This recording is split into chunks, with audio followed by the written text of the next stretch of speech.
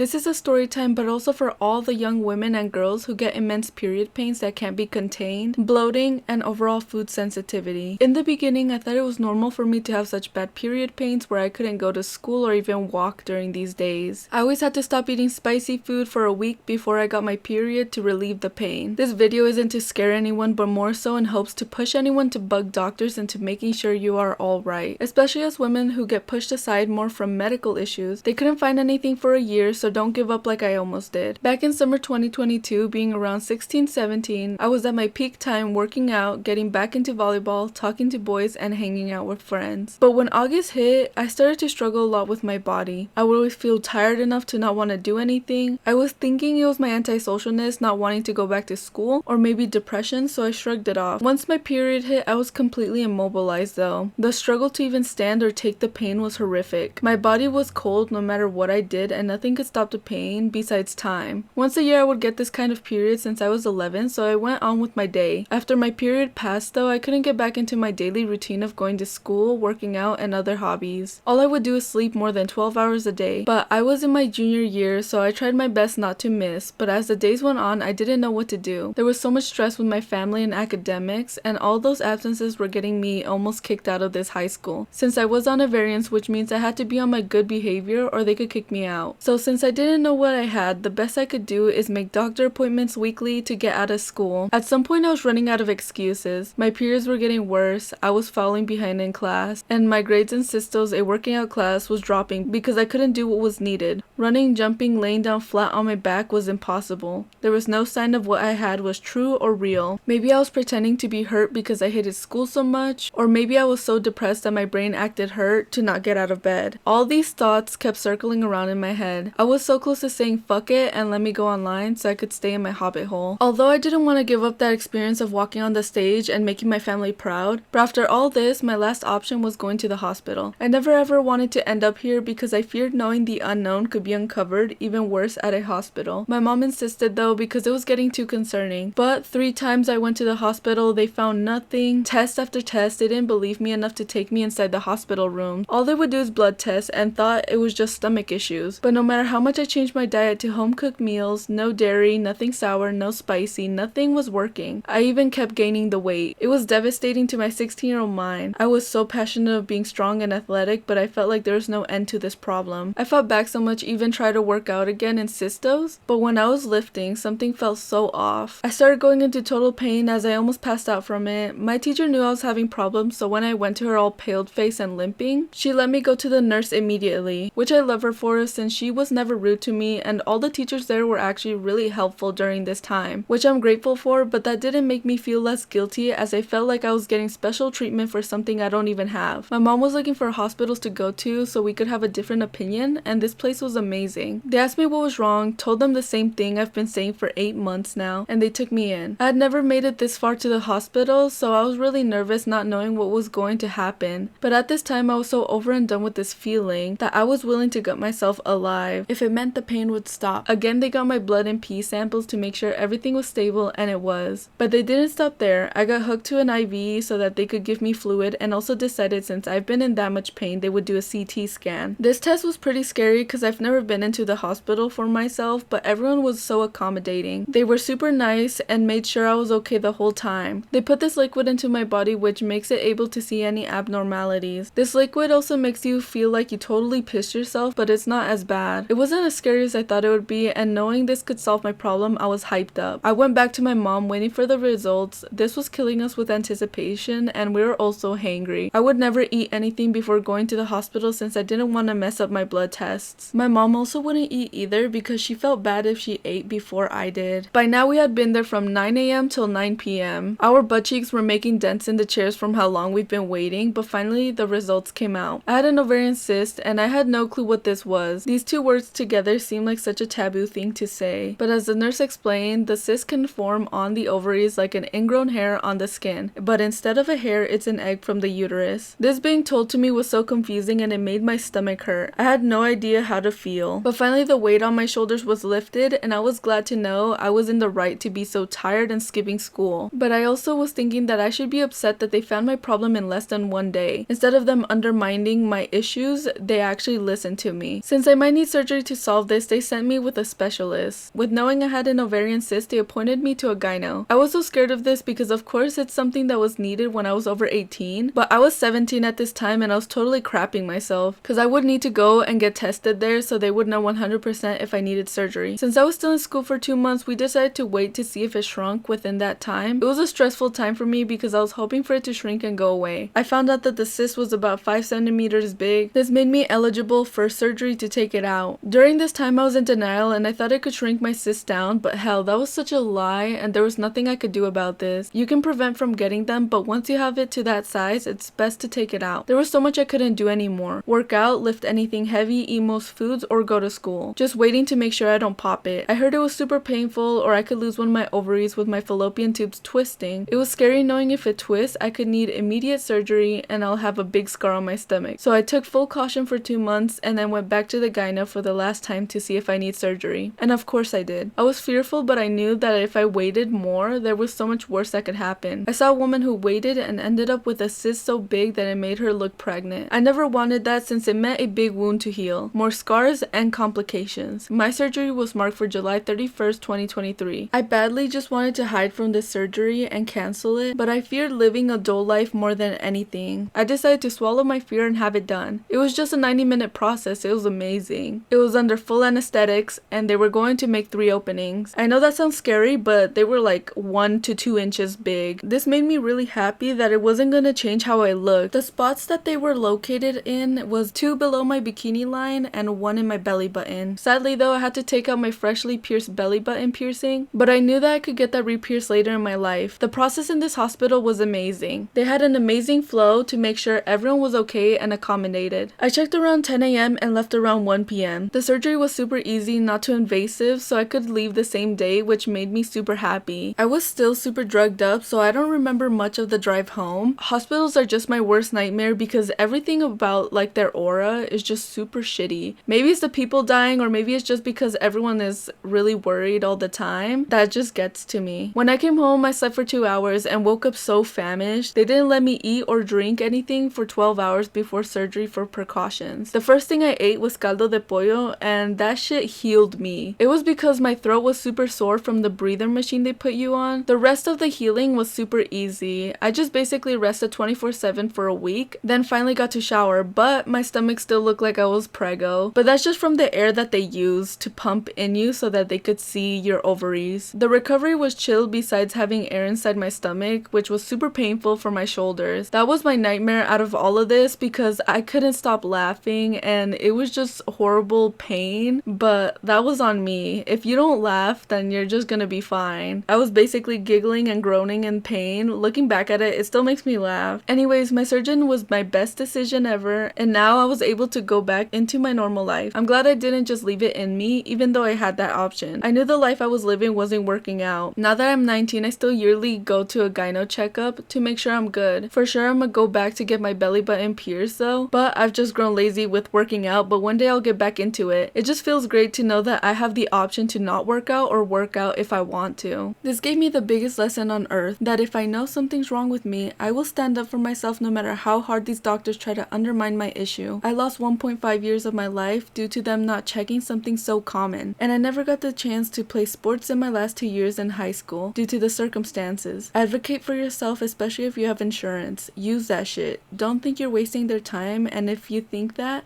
go around to other hospitals. Thank you guys for listening to this story, and if anyone has questions on this issue, let me know. I know I had a billion and there's no one I could speak to help me, but I'm always here to comment back if you guys need some sort of answer.